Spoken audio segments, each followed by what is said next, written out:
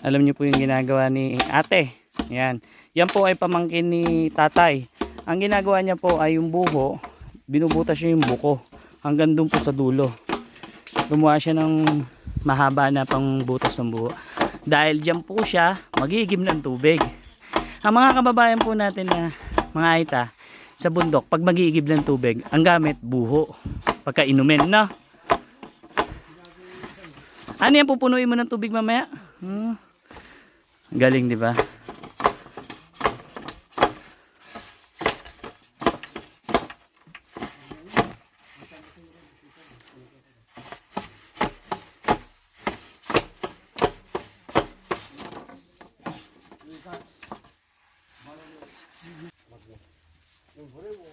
Dito na lang. Hanggang dyan lang. Butasin. Ay, isa na lang yung bubutasin. Isa. Nabutas na yung dalawang buko. Ito na lang huli. Ito. Okay. Galing. Kasama niya po yung anak niya sa pag-igib ng tubig dito sa bundok. Ganyan po yung style nila. Ang galing, di ba? Sipin nyo yung mga idea nila na talagang masasabi mong kakaiba.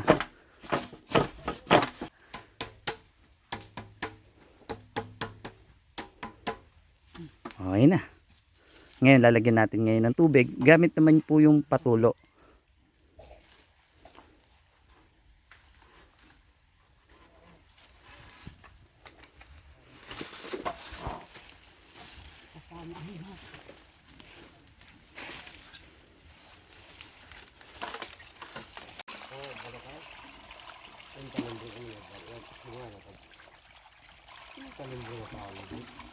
Ha? Ha, turo? Ay, sa phone natin. Tay, noon nyo pa ginagawa yung ganito, yung style? Ninuno pa? Ayan eh, kapan mo lang iwanan. Pagkatapos mo yun. Yan talaga mustakan kahit kami. Yan ang mustakan namin ng tubig. Ang galing eh, no? Yung naglalaging-laging kasi tatay. Mm.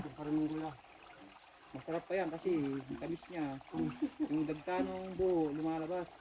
Ang galing ng pamamaraan nila Kaya na pwede lang talagang sa ano eh, dikal. Yung kahangaan. Yan, ito may tubig ko. Ito lang meron na. Ay nga pala, tay. Okay na. Puno. Kaya mong buhatin? Kaya mong dalhin? Talaga. Palino eh.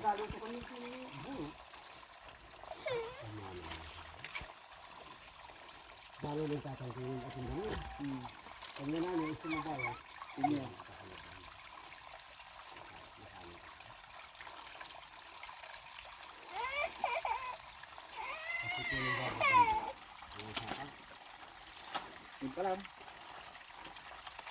Ganyan lang yan. Di ba? Susunod mo lang yan eh. All good na yan. Ay, tangka lang. Patado mo sa.